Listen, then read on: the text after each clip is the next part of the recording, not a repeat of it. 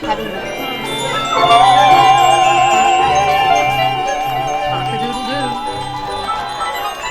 Here at UrbanArias, we pride ourselves on timely and relevant opera. That's why.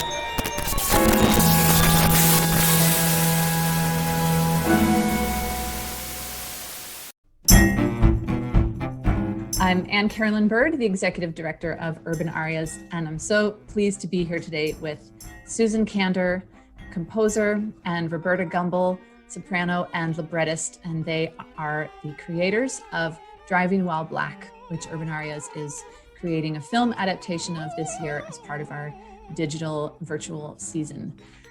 We're just going to talk a little bit about the piece, get to know these creators, and a little bit about their process, both as individual artists and also as collaborators of this really important piece that we are so pleased to be presenting today.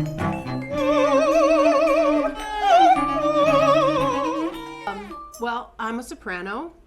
I went through the process like most aspiring sopranos. I went to Indiana University, got 2 degrees in voice performance, and then toured and sang regionally. Taught along the way, taught voice lessons as a lot of singers do. I ended up in New York in the early 90s and did some Broadway as well. Excuse me. And then the very, very short version is life brought me back to my hometown of Kansas City, where I'm now on the voice faculty at University of Kansas. In between all of that, with opera performances, some jazz performances, theater performances, I met Susan.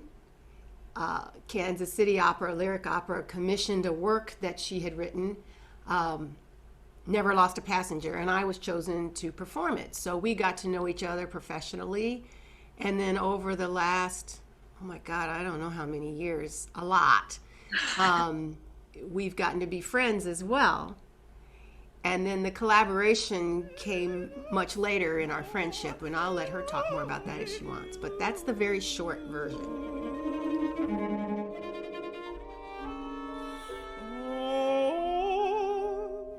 I did study music as an undergraduate. I got an undergraduate degree in music from Harvard about 100 years ago. And had no intention of becoming a composer. I was, in fact, a playwright. Came out of college a playwright. I spent 13, 14 years doing that, was reasonably successful, while at the same time having 2 small children. But got to the point in theater in the early 90s that it was just too hard. It was like the road was closed for women playwrights then. Yeah, the road wasn't even built yet, or they were building it at put the it that way. I just could see that I'm not a fighting person, and I was just not going to do what I didn't even know what to do. Yeah, well, it wasn't where you wanted to focus your creative energies. Right. Is that a way to think of it? Yeah.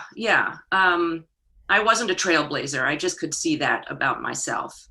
And having had a certain amount of success, I didn't have any doubts about my that I belonged to do that, and it was a good thing, and I was good at it, but I wasn't that kind of a fighter. We took a sabbatical 6 months, my husband and I, and our 2 boys and our 2 cats, and we went to the south of France. And there I wrote my first opera just out of, I think, too much free time on my hands. And we had taken a little yellow play school plastic piano with us that had an 1.5 octaves on it for the kids to play on. And I wrote my first opera on it. And no way. I did. Oh my goodness. Tell me that you still have it. Oh yes, it still exists. And in fact, the genius who created the Department of Education at the Lyric Opera of Kansas City did it back in 90, 94 maybe. And and that sort of convinced me that I could be happy doing this, and that I could learn along the way, you know, go back to music, use all of my theatrical knowledge and experience, because I'd written a lot of plays and had a lot of productions. And so I just made the transition after a particularly disappointing thing in the theater. I said, I'm done here. I don't have to do this anymore.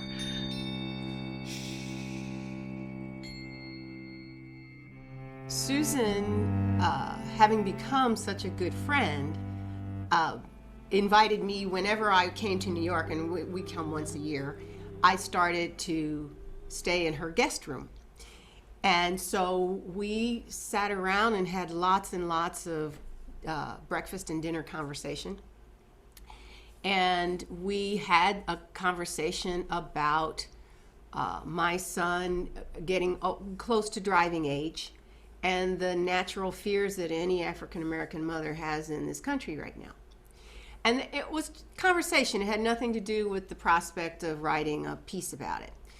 So, and approximately when was this year-wise? Like 16, 17? I think 16, because I think we wrote it in 17. Yeah. Okay. So Susan, I'll try and be brief, but Susan called me one day and said, I want to write a piece for you to sing. And there's this wonderful cellist and percussion duo at the same school where you are. She was familiar with Hannah Collins and Mike Compitello, who are New Morse Code. They're the instrumentalists. And she said, I'm going to write a chamber piece for the three of you to do, and maybe you can do it at KU. And it was initially to be a song cycle, maybe 12 minutes long. Yeah. And she said, I'll find somebody to write text. But we started kicking around ideas, and she called me another day, and she said, I know what I want to write about. I want to write about the conversations we've had about your raising my son. My son's name is Raphael. Mm-hmm. So I said, okay, but you can't write that. You can't write the libretto. It wouldn't be accepted. And Susan, were you aware of that also? Or were you initially feeling that you would try to write it? Oh, no. Never for a second did I think that I would be the person writing the libretto. And in fact, I did have a couple of meetings with a playwright who was really interested in it, but much to my astonishment, having left the theater almost 25 years before because women just couldn't make their way, she finally said, I just can't do this. I have 4 commissions. Mm-hmm. And I was so astounded to find myself in a diner in New York City, sitting across the table from a woman who had 4 commissions from 4 totally legit A-list theaters. I just could hardly believe it. Right. And so at that point, I called Roberta and I said, guess what? You have to write this. And I said, all right. Yeah, exactly. And she did. Her initial reaction was exactly what she said. She said, I know I can't write it. I'll find somebody. And then she called and said, you have to write it. So I want to back up a little bit and say that part of the reason we were having these conversations about Raphael learning to drive and Roberta having to live through that is that I have 2 sons who are not only white, but they grew up in New York City. So driving wasn't an option. Yeah. It was just not even a thing. Yep. And their friends weren't driving.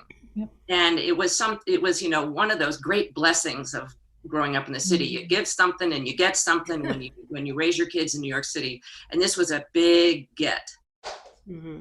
And I just, I trading places with Roberta, I kept saying, how are you going to do this? How are you going to live through this? Because it really terrified me.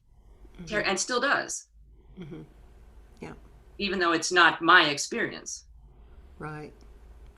So the process just sort of started. Susan said, just start writing, write what you feel, write what you know.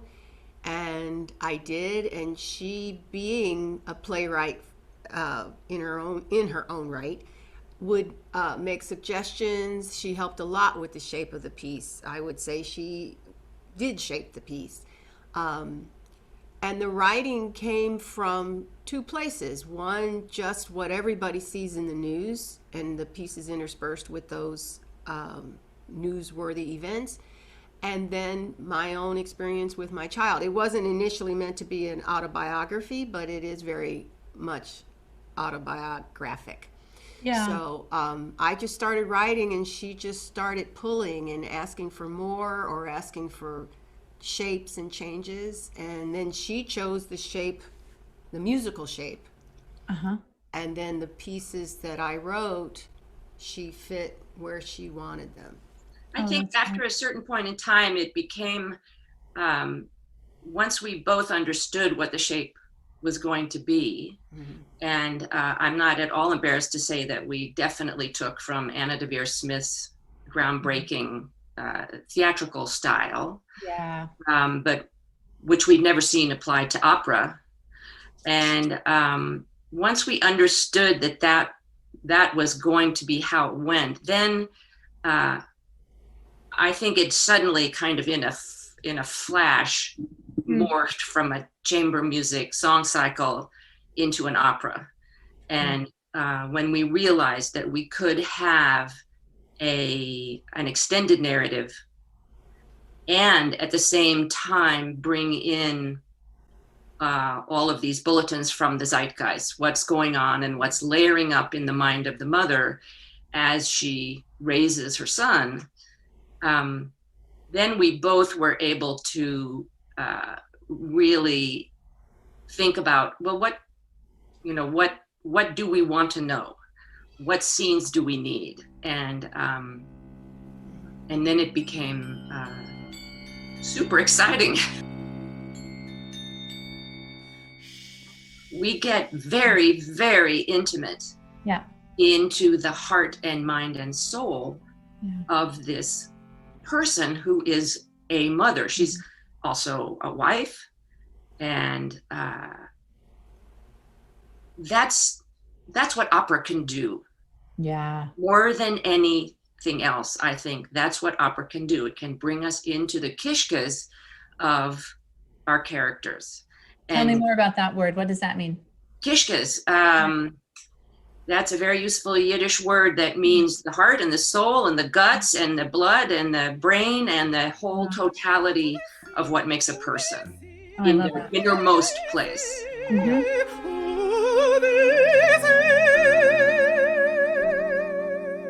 The combination of percussion and cello, which is new and a kind of an invention of New Morse code, offers a shockingly huge palette for composing and for creating texture and creating atmosphere, because percussion is a kind of endless, it's as much as one person who has two hands and one foot available all the time, and a mouth. There are times when the percussionist blows up a balloon or blows a harmonica. It's really how much it's huge, and the number of noises and the number of textures and timbres and pitches available that can change. It's an endless variety. It's truly an endless variety. The cello also, of all the string instruments, has the broadest palette. It can be strictly accompanying, it can be percussive, it can play way up high, it can play way down low, it can and it's also so much like a voice. I mean, I know all of the string instruments are, but especially the cello. Also in today's world, instrumentalists are highly specialized, but people like Hannah and Mike, and there's a lot of others like them, they're fearless. And so Hannah, the cellist, also plays the foot pedal tambourine. She plays the toy piano. She beats on her cello. She gets up at one point and actually goes into the percussion area and plays tempo blocks and cymbals. And these are fearless people, and that's there's a lot of those kinds of amazing instrumentalists now coming out of conservatories. And to go back to the very, very root of this project, I saw 3 friends of mine who were incredible musicians all in the same place. And I thought, oh, I can get these people into one room and I can write for them. And why wouldn't I want to do that?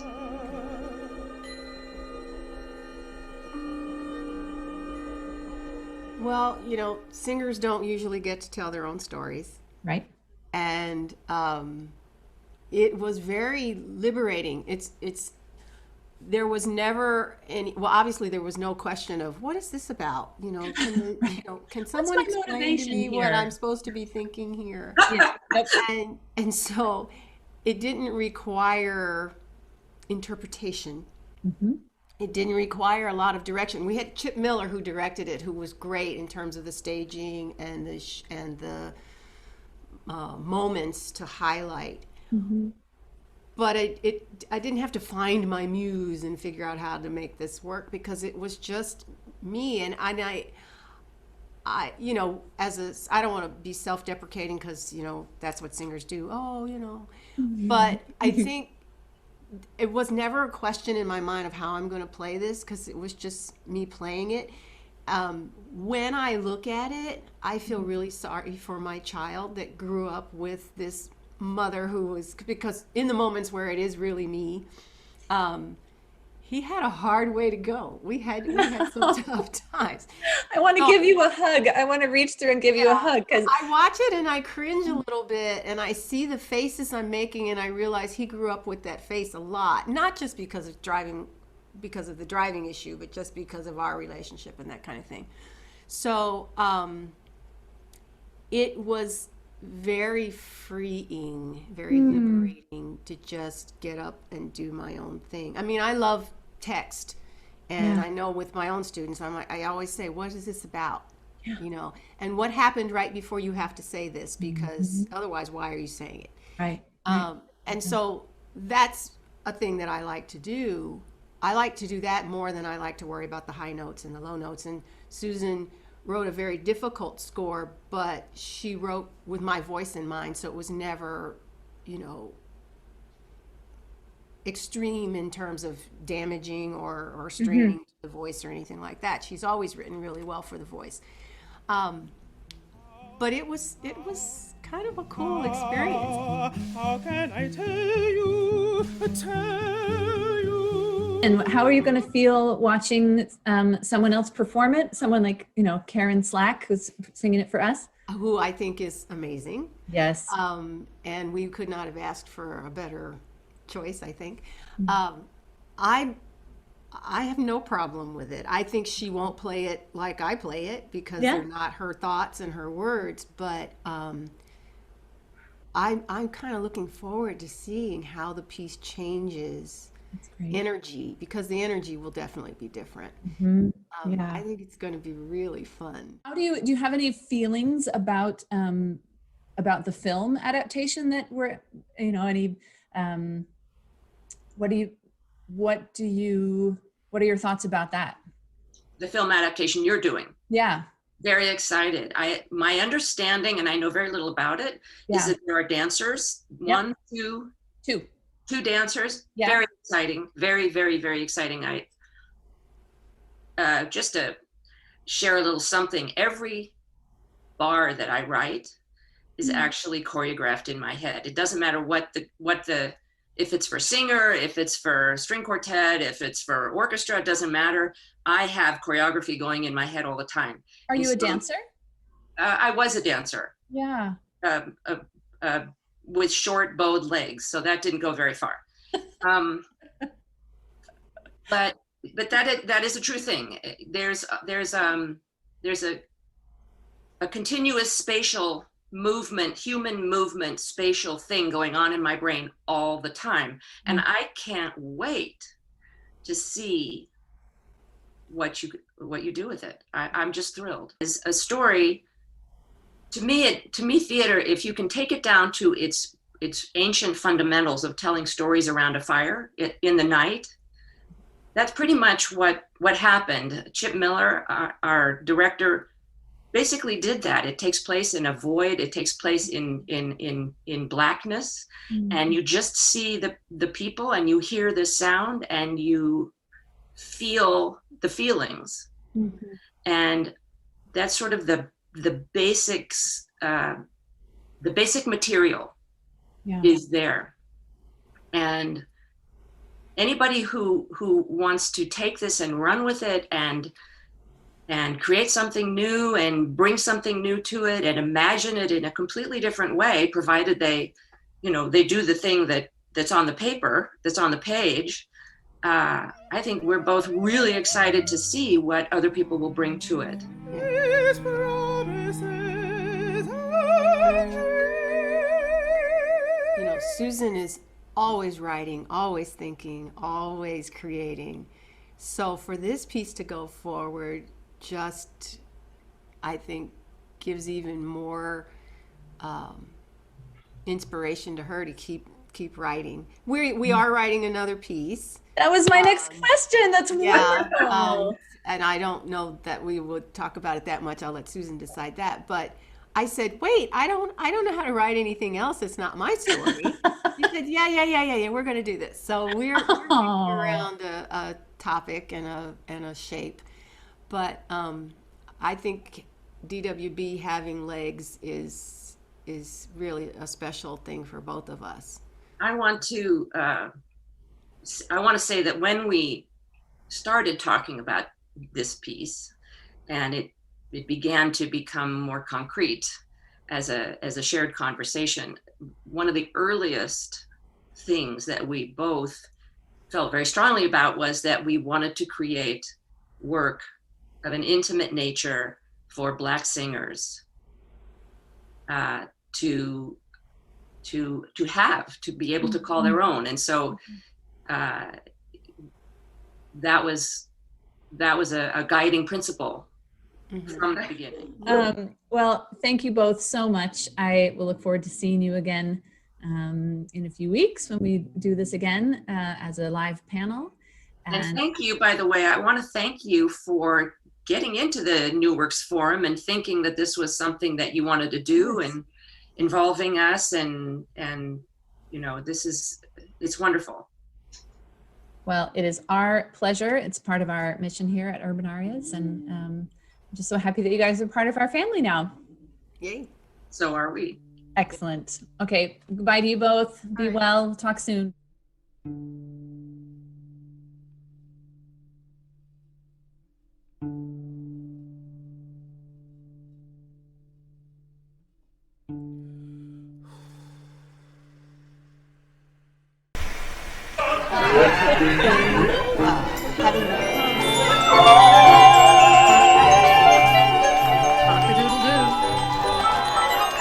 Here at UrbanArias, we pride ourselves on timely and relevant operating. That's why.